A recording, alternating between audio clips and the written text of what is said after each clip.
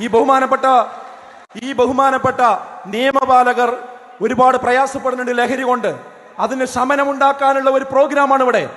ഒരു അപശബ്ദം പോലും ഇല്ലാതെ ഇത്രയും നേരം നടന്ന ഒരു പ്രോഗ്രാമിന് നേരെയാണ് ഇവിടെ വിരലിച്ചുകൊണ്ട് ഈ ഹാളിലേക്ക് കയറി വന്നത്. ഇത് ഞങ്ങൾ പൊറുക്കില്ല. ഇവിടെയുള്ള ഇടതു വലത് രാഷ്ട്രീയ പാർട്ടികളോട് ഞങ്ങൾ പറയുന്നു, ഈ പ്രസ്ഥാനം നടത്തിയ ഈ പ്രോഗ്രാമിനെ പോലീസുകാരെ വിട്ട് ഈ രീതിയിൽ ശബ്ദിക്കുക എന്നത് ഞങ്ങൾക്ക് സഹിക്കാൻ കഴിയില്ല. ഞങ്ങൾ നിയമം പാലിക്കുന്നവരാണ്, അതുകൊണ്ട് ഞങ്ങൾ അവസാനിപ്പിക്കും. പെരിന്തൽമണ്ണ CI ആയിട്ടുള്ള സുമേഷ് സുധാകരൻ വിസ്ഡം സമ്മേളനവുമായി ബന്ധപ്പെട്ട് രാത്രി 10 മണിക്ക് ശേഷമുള്ള ഒരു പ്രത്യേകതരം ലഹരി പരിപാടി അവസാനിപ്പിക്കണമെന്ന് ആവശ്യപ്പെട്ടത് വലിയ വിവാദമാണല്ലോ.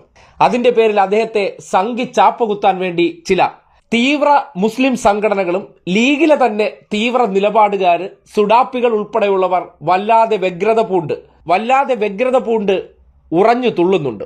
ഇതിനോടൊപ്പം തന്നെ അദ്ദേഹത്തെ പ്രകോപിപ്പിച്ച് ഒരു ചിരി എടുപ്പിച്ചതിന് ശേഷം അത് വെച്ചുകൊണ്ട് കോൺഗ്രസുകാർ ഉൾപ്പെടെയുള്ളവർ കേരള പോലീസിനെ കടന്നാക്രമിക്കുന്നുണ്ട്. അവരെ സംഘി ചാപ്പകുത്തി അധിക്ഷേപിക്കാൻ വേണ്ടി വലിയ പരിശ്രമം നടത്തുമ്പോൾ ആരാണ് പെരിന്തൽമണ്ണ CI ആയിട്ടുള്ള സുമേഷ് സുധാകരൻ എന്നും അദ്ദേഹത്തിന്റെ പ്രീവിയസ് ട്രാക്ക് റെക്കോർഡ് എന്താണെന്ന് നാട്ടുകാർ അറിഞ്ഞിരിക്കണം. ഇതിനെ സംബന്ധിച്ചുള്ള ഒരു ഫേസ്ബുക്ക് പോസ്റ്റ് ശ്രദ്ധയിൽപ്പെട്ടു. ഷമീർ TP എന്ന വ്യക്തി പെരിന്തൽമണ്ണ CI കുറിച്ചും അദ്ദേഹം മുൻപ് ചെയ്തിട്ടുള്ള മനുഷ്യത്വപരമായിട്ടുള്ള ഒരു ഇടപെടലിനെ സംബന്ധിച്ച് ഫോട്ടോ സഹിതം ഒരു കുറിപ്പിട്ടിട്ടുണ്ട്. അതോടുകൂടി വിസ്ഡം ടീംസിന്റെ ആ സംഘി ചാപ്പകുത്തൽ നീക്കം അടപടലം പൊളിയുന്നുണ്ട്. ഷമീർ TPയുടെ ആ ഫേസ്ബുക്ക് പോസ്റ്റ് നാട് കേട്ടിരിക്കണം. ഒരു പുഴയ്ക്ക് കുറുകെ കുട്ടിയെയും ചുമലിലേന്തി വരുന്ന സുമേഷ് സുധാകരൻ എന്ന CIയുടെ പടത്തോടൊപ്പം അദ്ദേഹം കുറിച്ചിരിക്കുന്ന കുറിപ്പ് ദേ ഇങ്ങനെയാണ്. കഴിഞ്ഞ ദിവസം പെരിന്തൽമണ്ണയിൽ നടന്ന വിസ്ഡം സമ്മേളനവുമായി ബന്ധപ്പെട്ട് വലിയ രീതിയിൽ മുസ്ലിം സംഘടനകളുടെയും മുസ്ലിം ലീഗിന്റെയും സൈബർ ആക്രമണത്തിനും അധിക്ഷേപത്തിനും വിധേയനാകുന്ന പോലീസ് ഉദ്യോഗസ്ഥന്റെ ചിത്രം കണ്ടപ്പോൾ എവിടെയോ കണ്ടിട്ടുണ്ടല്ലോ എന്നൊരു തോന്നലുണ്ടായി. അദ്ദേഹത്തിന്റെ പേര് മനസ്സിലാക്കി തിരഞ്ഞപ്പോഴാണ് 7 വർഷങ്ങൾക്ക് മുന്നേ കണ്ണിലുടക്കിയ ഒരു ചിത്രം വീണ്ടും കൺമുന്നിലേക്ക് വരുന്നത്. വെള്ളം കയറിയതിനാൽ തിരൂർ കാരാറ്റുകടവിൽ കാലിന് സുഖമില്ലാതെ പുറത്തിറങ്ങാൻ കഴിയാതെ ബുദ്ധിമുട്ടിയ മണി എന്ന ആളെയും, പോരൂരിൽ വീടിനകത്ത് വെള്ളം കയറി പുറത്തിറങ്ങാൻ കഴിയാതെ ബുദ്ധിമുട്ടിയ ഉമ്മയെയും 2 കുട്ടികളെയും വിവരമറിഞ്ഞ് അന്നത്തെ തിരൂർ SI സുമേഷ് സുധാകരനും മറ്റ് പോലീസ് ഉദ്യോഗസ്ഥരും ചേർന്ന് വെള്ളത്തിലൂടെ അതിസാഹസികമായി രക്ഷപ്പെടുത്തുന്ന രംഗമാണിത്. ഉമ്മയെയും 2 കുഞ്ഞുങ്ങളെയും രക്ഷപ്പെടുത്തിയ സുമേഷ് ഇന്ന് തെറി വിളിക്കുന്നവർക്ക് മാതൃകാ പോലീസ് ഉദ്യോഗസ്ഥനായിരുന്നു. പെരിന്തൽമണ്ണ മെഡിക്കൽ സിറ്റി എന്നറിയപ്പെടുന്ന നഗരമാണ്. 24ഓളം ഹോസ്പിറ്റലുകളോ മെഡിക്കൽ സെന്ററുകളോ ഉള്ള 5 കിലോമീറ്റർ പരിധിക്കുള്ളിൽ തന്നെ 6ഓളം സൂപ്പർ സ്പെഷ്യാലിറ്റി ഹോസ്പിറ്റലുകൾ നിറഞ്ഞ നഗരം. എന്ത് പരിപാടി നടക്കുമ്പോഴും പോലീസ് കൃത്യമായി സമയക്രമം നിശ്ചയിച്ച് അത് പാലിക്കാൻ നിർദ്ദേശിച്ച് സംഘാടകരുമായി മീറ്റിംഗുകൾ കൂടി മുന്നൊരുക്കം നടത്തുന്ന നഗരം. കഴിഞ്ഞ ദിവസം നടന്ന വിസ്ഡം സമ്മേളനം നഗരത്തിലുണ്ടാക്കിയ ഗതാഗത സ്തംഭനം സമാനതകളില്ലാത്തതായിരുന്നു. അതുപോരാതെ ദൂരപരിധിയൊക്കെ കാറ്റിൽ പറത്തിയുള്ള സൗണ്ട് ബോക്സുകളുടെ വിന്യാസം വേറെ. ലഹരിവിരുദ്ധ പരിപാടി എന്ന നിലയ്ക്കായിരിക്കണം പോലീസ് ഒരുപാട് വിട്ടുവീഴ്ചകൾ ചെയ്തതും. 10 മണി കഴിഞ്ഞും പരിപാടി അവസാനിപ്പിക്കാനുള്ള ലക്ഷണങ്ങൾ ഒന്നും കാണാത്തപ്പോഴാണ് ഇൻസ്പെക്ടർ സുമേഷ് സുധാകരനും മറ്റൊരു പോലീസ് ഉദ്യോഗസ്ഥനും കയ്യിൽ ലാത്തി പോലുമില്ലാതെ സമയം അതിക്രമിച്ചു എന്നൊരു വാർണിംഗ് സമ്മേളന സ്ഥലത്ത് പോയി കൊടുക്കുന്നത്. അതിനുശേഷം നമ്മൾ കണ്ടത് കൃത്യമായി പദ്ധതിയിട്ടെന്ന് സംശയിക്കാവുന്ന രീതിയിൽ പോലീസിനെ അധിക്ഷേപിക്കാനും പരിഹസിക്കാനുമുള്ള നീക്കമാണ് മുസ്ലിം ലീഗിന്റെ നേതൃത്വത്തിൽ ചില മുസ്ലിം സംഘടനകളിൽ നിന്നും ഉണ്ടായത്. പോലീസ് ഉദ്യോഗസ്ഥർ ആ വേദി വിട്ടു പോകുമ്പോൾ പരിഹാസശരങ്ങൾ ഉയർത്തിയ പ്രവർത്തകർക്ക് നേരെ ചിരിച്ചു കാണിച്ചത് വലിയ അപരാധം പോലെയാണ് ഷാഫി പറമ്പിൽ ഉൾപ്പെടെയുള്ള രാഷ്ട്രീയ നേതാക്കൾ വരച്ചുവച്ചിരിക്കുന്നത്. മുസ്ലിം സംഘടന നടത്തുന്ന പരിപാടിയായതുകൊണ്ട് സംഘി പോലീസ് വർഗീയതയോടെ പെരുമാറിയെന്നാണ് ആരോപണം. മലബാറിൽ നിന്ന് ഇത്തവണ കോൺഗ്രസിന് MLA ഉണ്ടാകുമെന്ന ഷാഫി പറമ്പിലിന്റെ പ്രഖ്യാപനവും ഈ വർഗീയ ധ്രുവീകരണത്തിനുള്ള ശ്രമങ്ങളും ചേർത്ത് വായിക്കേണ്ടതുണ്ട്. കഴിഞ്ഞ മാർച്ചിലാണ് ആലപ്പുഴ കൊറ്റംകുളങ്ങര ക്ഷേത്രത്തിൽ 10 വയസ്സുകാരി ഗംഗാ ശശിധരന്റെ വയലിൻ കച്ചേരി നിർബന്ധപൂർവ്വം നിർത്തിവെച്ച പോലീസ് നടപടി വാർത്തകളിൽ നിറഞ്ഞത്. രാത്രി 10 മണിയായതിനാൽ പരിപാടി നിർത്താൻ ആവശ്യപ്പെട്ട് പോലീസ് സ്റ്റേജിന് മുന്നിലേക്ക് വരികയായിരുന്നു. ഇത് കണ്ട് ഞെട്ടലോടെ വയലിൻ നിർത്തി നോക്കുന്ന ഗംഗയുടെ ചിത്രങ്ങൾ സമൂഹ മാധ്യമങ്ങളിൽ വൈറലായിരുന്നു. അന്ന് വന്ന വാർത്തയ്ക്ക് താഴെ മുഴുവൻ പോലീസിൽ മുഴുവൻ സുഡാപ്പികളാണെന്ന സംഘപരിവാർ അധിക്ഷേപമായിരുന്നു. പറഞ്ഞു വരുന്നത് ഷാഫി പറമ്പിലിനോടും മുസ്ലിം ലീഗ് നേതാക്കളോടും ചില മുസ്ലിം സംഘടനകളോടുമാണ്. രാഷ്ട്രീയ ലക്ഷ്യം വെച്ച് നിങ്ങൾ മുസ്ലിം സമുദായത്തെ ഒറ്റുകൊടുക്കരുത്. ഈ നാടിന്റെ മതമൈത്രിക്ക് തുരങ്കം വയ്ക്കരുത്. നീതിബോധത്തോടെ പ്രവർത്തിക്കുന്ന പോലീസ് ഉദ്യോഗസ്ഥരെ മുഴുവൻ സംഘിപ്പാളയത്തിൽ കൊണ്ടുചെന്ന് കെട്ടരുത്. കാന്തപുരം സുന്നികളുടെ പരിപാടി സമയക്രമം പാലിച്ചില്ല എന്ന് പറഞ്ഞ് പോലീസ് സ്റ്റേഷനിലേക്ക് മാർച്ച് നടത്തിയ ലീഗുകാരുടെ പഴങ്കഥകൾ വീണ്ടും കുത്തിപ്പൊക്കിക്കരുത്. ഇലക്ഷൻ ടൈം ആയ കാരണം വേറൊരു സ്ഥാനത്തിന് പെർമിഷൻ ഇല്ല. പെർമിഷൻ ഞാനല്ല തരണ്ടേ. എന്റെ ഓഫീസിൽ നിന്ന് ഒപ്പിട്ടാൽ CA ഓഫീസിൽ ചെന്ന് പിന്നെ DVSP. സഹോദരന്മാരെ എല്ലാരും എഴുന്നേറ്റ് അടുത്ത് വരി. നമുക്ക് മൈക്കല്ലാതെ സംസാരിക്കാം. എല്ലാവരും വരും, എല്ലാവരും വരും, എല്ലാരും അടുത്തോട്ട് വരും. എല്ലാവരും വരും, എല്ലാവരും അടുത്ത് വരും. ആരും ശബ്ദം ഉണ്ടാക്കരുത്. ഇനി പ്രസംഗം തുടരാണ്. ആരും മുണ്ടരുത്. എല്ലാവരും മുന്നോട്ട് വരും, എല്ലാവരും മുന്നോട്ട് വരും. ശബ്ദം ഉണ്ടാകരുത്.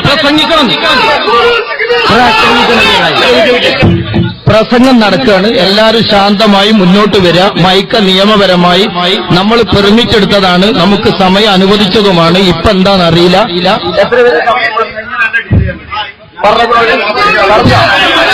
നേരത്തെ പോലീസ് ഉദ്യോഗസ്ഥന്മാര് മൈക്ക് ഓഫാക്കാണ്. ആരും ശാന്തമായി. നേരത്തെ 10 മണിവരെ നമുക്ക് സമയം തന്നതാണ്. ഇപ്പൊ എന്താണെന്നറിയില്ല. പക്ഷെ ഈ ഒരു മൈക്കെന്ന ഈ ശബ്ദം അവസാനിപ്പിക്കാൻ ആർക്കും സാധിക്കുകയില്ല. ഇൻഷാ അല്ലാഹ് ഇലക്ഷൻ കഴിയും.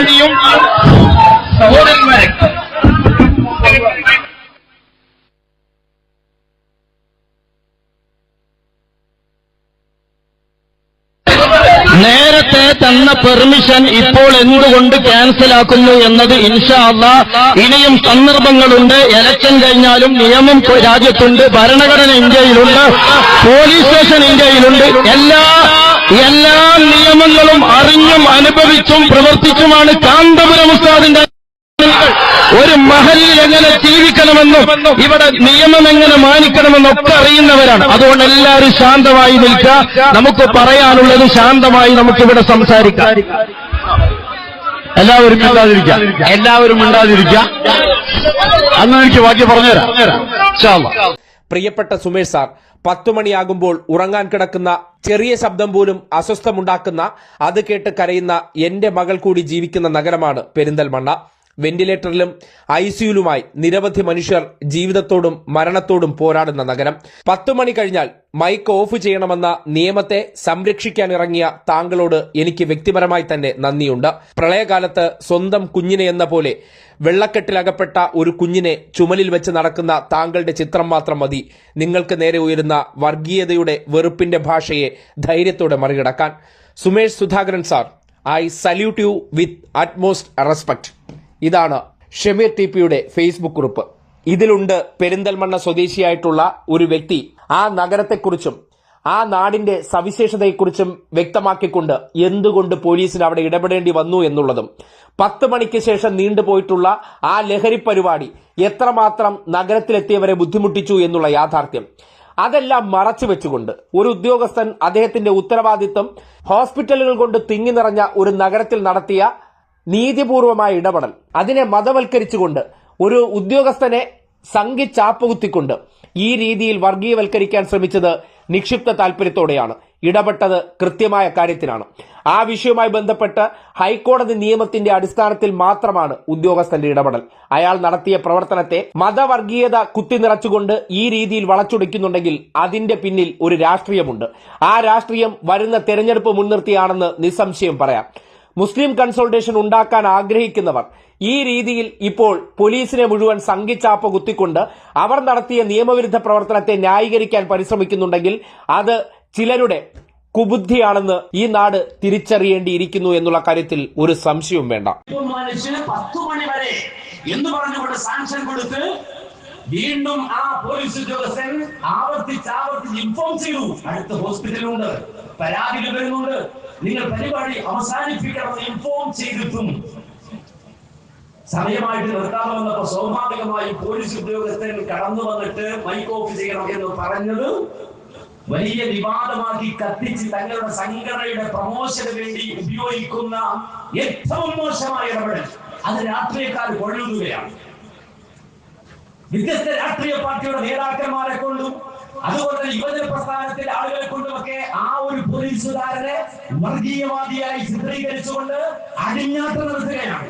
മനസ്സിലാക്കണം, ഇവിടെ നീതിക്ക് വേണ്ടി ശബ്ദിക്കാനാണുള്ളത്, സംസാരിക്കാനാണുള്ളത്. എന്തിന്റെ പേരാണ് ആ പോലീസുകാരനെ സസ്പെൻഡ് ചെയ്യുമെന്ന് പറയുന്നത്? നിയമം പാലിക്കാൻ പറഞ്ഞൊരു പോലീസുകാരനെ ആ നിയമ ലംഘനം നടത്തിയപ്പോൾ അഴിവിടെ എന്ന് പറഞ്ഞതിന്റെ പേരിൽ ആ പോലീസുകാരനെ സസ്പെൻഡ് ചെയ്യണമെന്ന് വാദിച്ച് രംഗത്ത് പറഞ്ഞ ആളുകൾ വളരെ കൃത്യമായി പറയണം എന്തിന്റെ പേരിൽ. വർഗീയതയുടെ ചാപ്പകുത്തിയോടെ നമുക്കറിയാം, ഇന്ത്യ വർഗീയതയാണ് നമ്മുടെ നാട്ടിൽ. ബിജെപിക്കാരൻ നാട് ഭരിക്കണമെങ്കിൽ അവൻ പുടുങ്ങുന്നതും വർഗീയതയാണ്. ഈ കേരളത്തിൽ മുഖ്യമന്ത്രി ഉണ്ടാകണമെങ്കിൽ അവൻ പുടുങ്ങുന്നതും വർഗീയതയാണ്.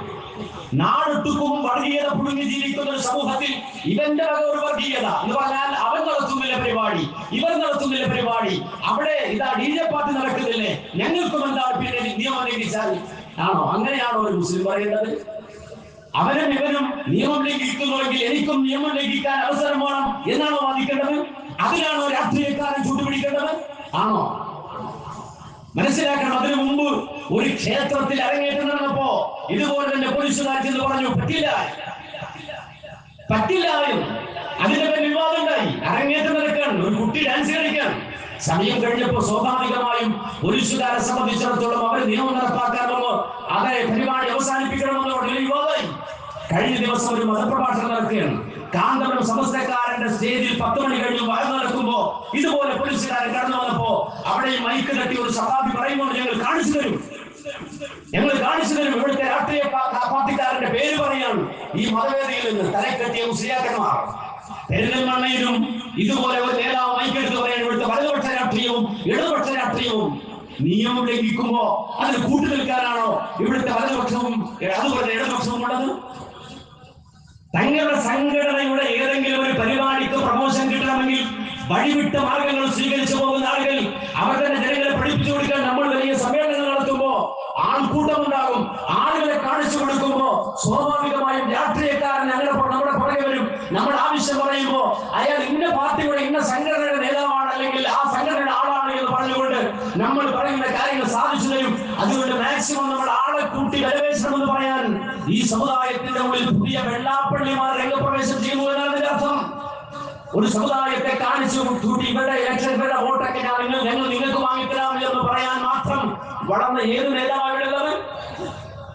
ഒരു ജനസമൂഹത്തെ ചൂണ്ടിക്കാട്ടിയിട്ട് ഇവിടെയൊക്കെ വോട്ട് എന്റെ പോക്കറ്റിലാണ്, ഞാൻ പറഞ്ഞാൽ നിങ്ങൾക്ക് വോട്ട് ചെയ്യുമോ എന്ന രൂപത്തിൽ ഇവിടെയുള്ള രാഷ്ട്രീയക്കാരെ വെച്ച് വരവേശാൻ, അവന്റെ മുന്നിൽ പോയി വരവേശാൻ തക്കവണ്ണം വളർന്ന ഏതാളാ ഇവിടെയുള്ളത്?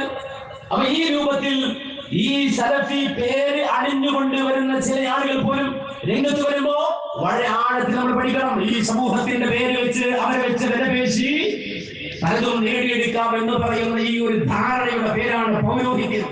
അള്ളാഹു അറുത്തുമാറ്റിയ പൗരോഹിത്യം, റബ്ബ് അറുത്തുമാറ്റിയ പൗരോഹിത്യം എന്ന് പറഞ്ഞാൽ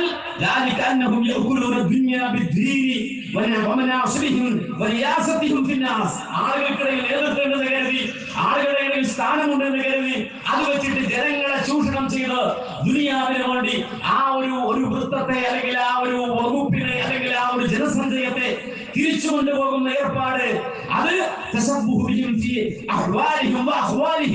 പൗരോഹിത്യം മുൻകാലഘട്ടങ്ങളിൽ നടത്തിയതിന് സദൃശ്യമാണ്. അവരുടെ അവസ്ഥയ്ക്ക് ആ പൗരോഹിത്യത്തിന്റെ അഹ്വാലുകൾക്കും അവരുടെ അഹ്വാലുകൾക്കും സാദൃശ്യമാണ് എന്ന് പണ്ഡിതന്മാർ പറഞ്ഞിരിക്കുകയാണ്. അതുകൊണ്ട് അത്തരത്തിൽ മതം വിറ്റ് ജീവിക്കുന്ന ഒരു ഇടപാട്. ഹലോ, റാഫി, നിനക്ക് എത്ര നമ്പർ ഉണ്ട് റാഫി? റാഫി, ഓരോ ദിവസം ഓരോ സിമ്മാ? എന്റെ നമ്പർ തന്നെയാണ്. നിനക്ക് 150 സിം ഇതുണ്ടല്ലോ. ഞാൻ നിന്റെ നമ്പർ അത്രയും അടിച്ചു വെച്ചിട്ടുണ്ട്. ഓരോ ദിവസം ഓരോ സിം. ഇല്ല അങ്ങനെ ഒന്നുമില്ല. എനിക്ക് ഞാൻ ഈ ഒരു സിമ്മേ ഉപയോഗിക്കണുള്ളൂ. നീ മറ്റേ മുജാഹിദാണെന്നല്ലേ നീ പറഞ്ഞു? മറ്റേ ടെക്സ്റ്റ് ആരോ തന്നത് നീ ഇട്ടിരിക്കുന്നത്. പിന്നെ പിന്നെ ഈ പ്രാർത്ഥന അല്ലാത്തവർ കേൾക്കുവോ? പ്രാർത്ഥന അല്ലാത്തവർ കേൾക്കുവോ? വെള്ളിയാഴ്ച ഞാൻ ജുമയ്ക്ക് ഖത്തീബ് പ്രാർത്ഥിക്കുമ്പോ ഞാൻ കേൾക്കാറുണ്ട്. അത് ഈ പിന്നെ ബാഹ്യമായ ശബ്ദമാണോ കേൾക്കുന്നത്? അത് അദ്ദേഹത്തിന്റെ ആന്തരികമായ ഹൃദയത്തിൽ നിന്നും വരുന്ന ആ പ്രാർത്ഥനയാണോ നീ കേൾക്കുന്നത്? ഹൃദയത്തിലുള്ളത് അറിയുന്നവൻ അള്ളാഹു അപ്പൊ മാത്രമാണ്. പിന്നെ പ്രാർത്ഥന നീ അയാൾ പ്രാർത്ഥിച്ചില്ലെന്ന് നിനക്ക് എങ്ങനെ അറിയാൻ പറ്റും? ആ പദങ്ങളല്ലേ നീ കേട്ടുള്ളൂ. പദങ്ങൾ കേൾക്കാറുണ്ട്, ആ പദങ്ങൾ കേട്ടിനെ പ്രാർത്ഥന കേൾക്കും അതിന് എങ്ങനെ പറയും? പ്രാർത്ഥന എന്ന് പറച്ചിലുണ്ട്. അങ്ങനെയാണെങ്കിൽ സിനിമയില് മറ്റേ നാടകത്തിലൊക്കെ എത്രയോ ആളുകൾ പ്രാർത്ഥനയുടെ പദങ്ങൾ ചൊല്ലുന്നു. അപ്പൊ പ്രാർത്ഥന എന്ന് പറയുന്നത് പറയൂ?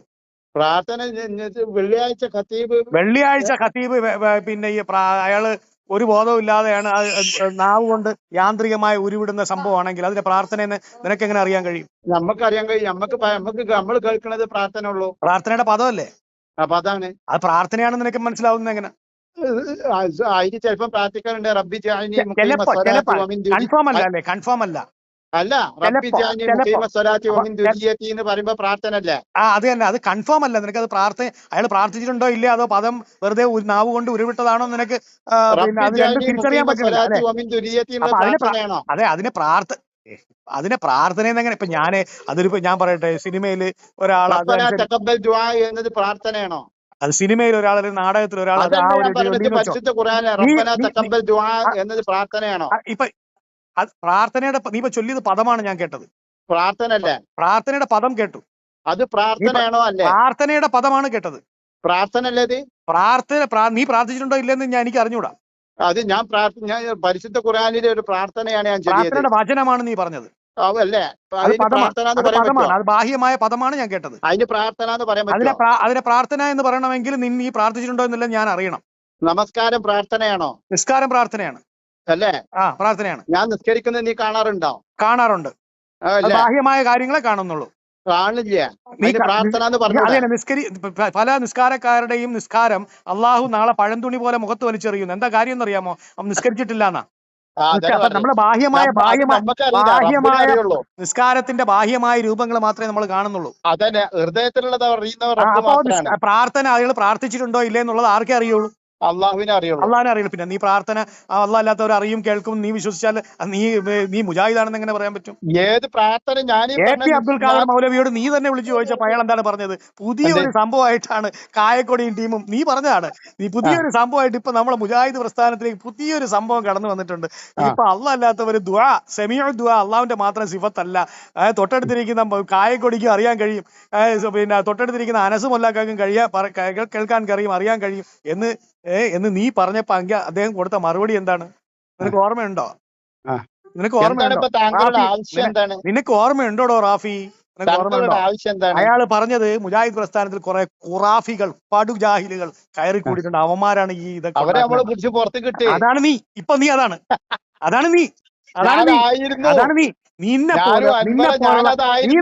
നീ എന്ന് പറഞ്ഞാൽ പക്കാ ഉടായിപ്പാണ്. പക്കാ ഉടായിപ്പ് എന്ന് പറഞ്ഞാൽ നീ ഭയങ്കരമായ ഒരു വേന്ദ്രനാണെന്നുള്ളത് ലോകം തിരിച്ചറിഞ്ഞു കഴിഞ്ഞു. മനസ്സിലായില്ലേ? ഇപ്പൊ നിനക്ക് തന്നെ അറിയാം. നിന്നെ വിലയിരുത്തി നോക്ക്. ഞാൻ ഉടായിപ്പല്ലേ ഈ പറഞ്ഞതെന്ന്. നീ ആ AP അബ്ദുൽ ഖാദർ മൗലവിയോട് നീ വിളിച്ചിട്ട് നീ സംസാരിച്ച ആ വീഡിയോ ക്ലിപ്പ് ഇപ്പോഴും ഉണ്ടല്ലോ. അതിന് നിന്റെ എന്ത് മറുപടിയടാ?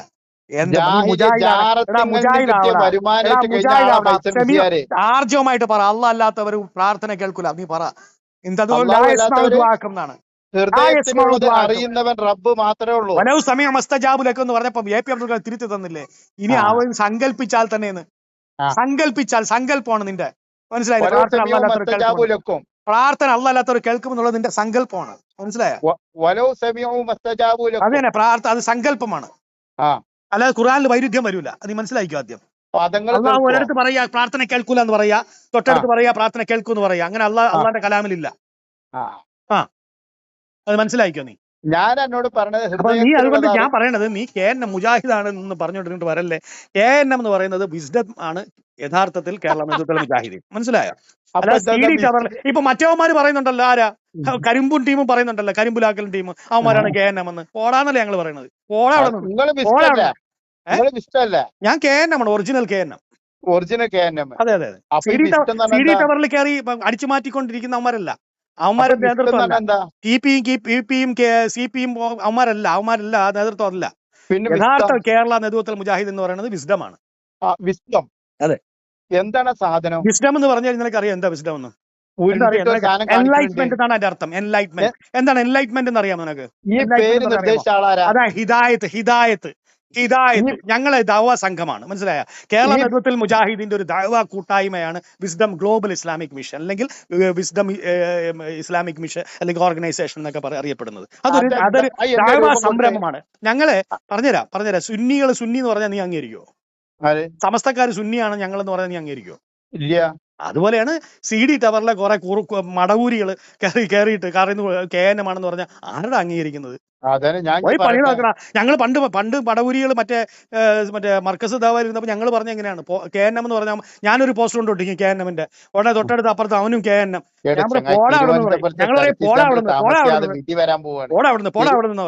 തിരുവനന്തപുരത്തെ സെൽഫി സെന്റർ താമസിക്കാതെ വിധി വരാൻ പോവാണ്.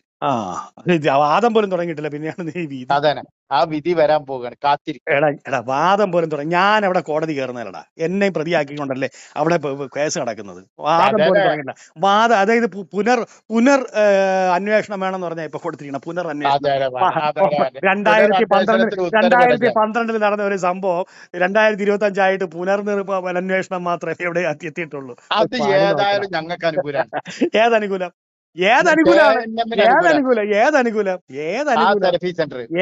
സലഫി നീ ഇങ്ങോട്ട് വാ.